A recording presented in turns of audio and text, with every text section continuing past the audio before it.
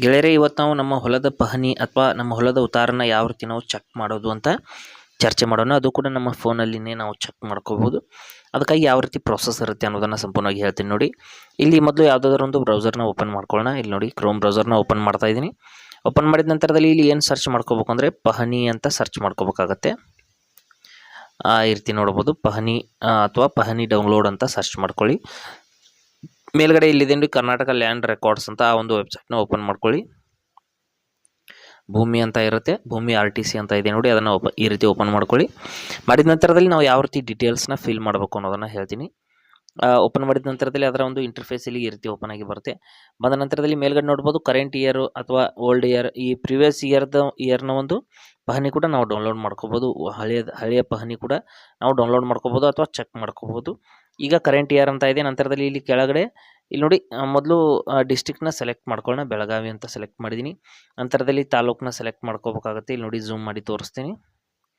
ನಿಮ್ಮ ಒಂದು ಡಿಸ್ಟಿಕ್ಕು, ನಿಮ್ಮ ತಾಲೂಕನ್ನು ನೀವು ಸರಿಯಾಗಿ ಸೆಲೆಕ್ಟ್ ಮಾಡ್ಕೊಳ್ಳಿ. ಇಲ್ಲಿಂದ ನಮ್ಮ ತಾಲೂಕನ್ನ ನಾನು ಸೆಲೆಕ್ಟ್ ಮಾಡ್ತಾ ಇದ್ದೀನಿ. ಹಾಗೆ ಸ್ವಲ್ಪ ಮುಂದ್ಗಡೆ ಬಂದು ಇಲ್ಲಿ ಹೋಬಳಿನ ಸೆಲೆಕ್ಟ್ ಮಾಡ್ಕೋಬೇಕು. ತಾಲೂಕಿನ ನಂತರದಲ್ಲಿ ಹೋಬಳಿ ಏನು ಬರುತ್ತೆ, ಆ ಒಂದು ಹೋಬಳಿ, ಯಾವ ಒಂದು ಹೋಬಳಿಯಲ್ಲಿ ನಿಮ್ಮ ಊರು ಬರುತ್ತೆ ಅದನ್ನು ಸೆಲೆಕ್ಟ್ ಮಾಡ್ಕೋಬೇಕು.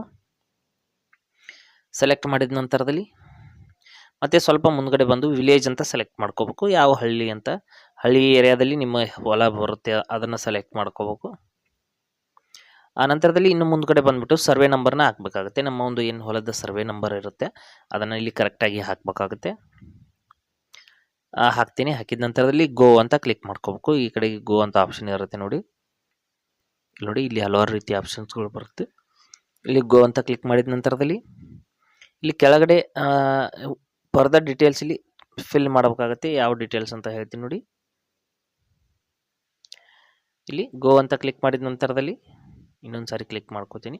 ಮಾಡಿದ ನಂತರದಲ್ಲಿ ಇಲ್ಲಿ ಮತ್ತೇನೇನು ಸೆಲೆಕ್ಟ್ ಮಾಡ್ಕೋಬೇಕಾಗಿದೆ ಅದನ್ನು ಸೆಲೆಕ್ಟ್ ಇಲ್ಲಿ ನೋಡಿ, ಸ್ಟಾರ್ ಅಂತ ಸೆಲೆಕ್ಟ್ ಮಾಡ್ಕೋತೀನಿ. ನಂತರದಲ್ಲಿ ಇದ್ರ ಮುಂದ್ಗಡೆ ಇರುವಂಥ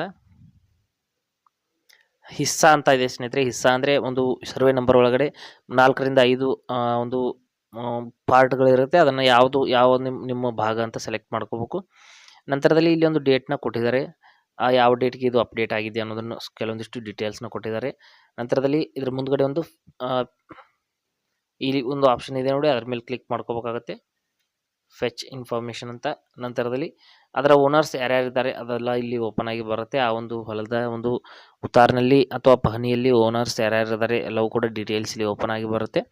ನಂತರದಲ್ಲಿ ಇಲ್ಲಿ ಪಕ್ಕದಲ್ಲಿರುವಂಥ ಇಲ್ಲಿ ಒಂದು ಆಪ್ಷನ್ ಇರುತ್ತೆ, ಅದ್ರ ಮೇಲೆ ಕ್ಲಿಕ್ ಮಾಡ್ಕೋಬೇಕು. ಇಲ್ಲಿದೆ ನೋಡಿ, ಈ ಒಂದು ಆಪ್ಷನ್ ಮೇಲೆ ಕ್ಲಿಕ್ ಮಾಡ್ತೀನಿ. ಮಾಡಿದ ತಕ್ಷಣದಲ್ಲಿ ನಮ್ಮ ಪಹಣಿ ಅನ್ನೋದು ಈ ರೀತಿ ಓಪನ್ ಆಗಿ ಬರುತ್ತೆ. ಇದರಲ್ಲಿ ನಾವು ನಮಗೆ ಬೇಕಾದ ಡೀಟೇಲ್ಸ್ನ ಚೆಕ್ ಮಾಡ್ಕೋಬೋದು. ಹಾಗೆ ಈ ಒಂದು ಇಮೇಜನ್ನು ನಮ್ಮ ಫೋನಲ್ಲಿ ಡೌನ್ಲೋಡ್ ಕೂಡ ಮಾಡ್ಬೋದು, ಅಥವಾ ಸ್ಕ್ರೀನ್ಶಾಟ್ ಬೇಕಂದರೆ ಸ್ಕ್ರೀನ್ಶಾಟ್ ಕೂಡ ತಗೋಬಹುದು. ಇದನ್ನು ಪ್ರಿಂಟ್ ಎಲ್ಲ ಮಾಡೋದಕ್ಕೆ ಬರೋದಿಲ್ಲ ಸ್ನೇಹಿತರೆ. ಪ್ರಿಂಟ್ ಮಾಡಬೇಕಂದ್ರೆ ನಾವು PC ನಲ್ಲಿ ಅಥವಾ ಲ್ಯಾಪ್ಟಾಪ್ನಲ್ಲಿ ಡೌನ್ಲೋಡ್ ಮಾಡಬೇಕಾಗುತ್ತೆ. ಇದು ಕೇವಲ ನಮಗೆ ಚೆಕ್ ಮಾಡೋದಕ್ಕೆ ಅಥವಾ ನೋಡೋದಕ್ಕೆ ಮಾತ್ರ ಇರುತ್ತೆ.